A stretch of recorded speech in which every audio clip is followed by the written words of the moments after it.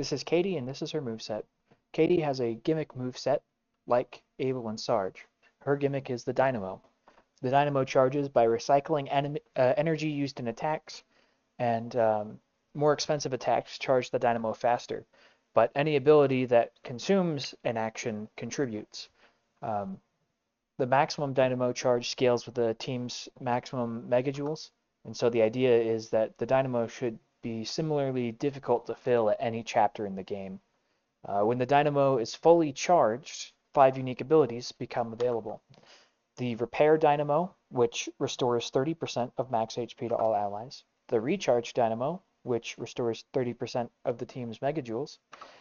The Research Dynamo, which increases the XP gain of the battle by 50%.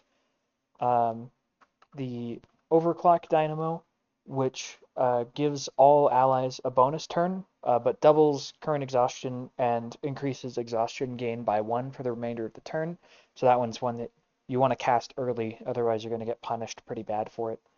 And then lastly, the Revive Dynamo, which revives all teammates to 1 HP and resets all status effects. So let me go ahead and cast the Repair Dynamo just so you can see what that looks like. So you can see it restores health to the entire team, 30% rounded up. Now with Katie's normal abilities, these are called supports. The first one is Scan. Katie can scan enemies. This doesn't cost any energy. Scanning enemies reveals their health and stamina bars. She also provides some flavor text describing the enemy's weaknesses and stats. Later in the game, there will be a core to auto-scan abilities, and this core is going to replace the normal scan ability with something called Vulnerability Scan. Vulnerability Scan costs a little bit of energy and provides a defense debuff to the enemy. So if I go ahead and run scan now, charge up this meter, and when it's in the red, you have to stop it, otherwise the ability fails. And Katie gives a little description of it. That's a flare mech. They were built to put out fires, but someone filled them with fuel instead of foam. And then you can see she describes their stats. And then the turn goes on as normal. Her next ability is Repair. Katie can cast Repair on any non-downed ally, and this restores HP proportional to her attack stat. I may or may not factor exhaustion into the equation.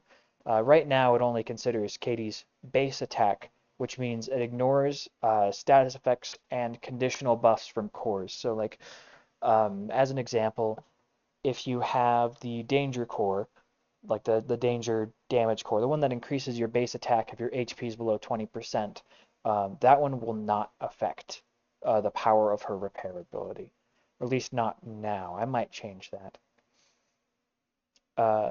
So if I just go ahead and cast that, oops, if I just cast that on Abel, for example, you can see it's just a simple little instant repair thing.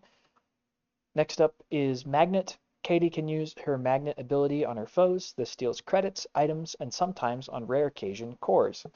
Each successive use of a magnet becomes more difficult until it's practically impossible at the 4th cast. This difficulty penalty resets at the start of every battle. Later in the game, there will be a core to improve drop rates from this ability. So if I go ahead and cast it now, mash to fill the meter, and that works like that. And then if I cast it again, mash to fill the meter, you can see it's a little bit harder this time. If I cast it a 3rd time, then you really got to fight to get that filled. You can probably hear me mashing quite hard. There we go. And then let's cast this a 4th time just so you can see that it really does become impossible. It requires you to mash 30 times a second, and it runs at 60 frames a second, so you have to be frame perfect the whole way through, and so I just don't think it's possible. Whoops, I'm casting the wrong stuff. Let me cast Magnet for this last time here. You can hear I'm mashing as hard as I can, and it's just not going up at all.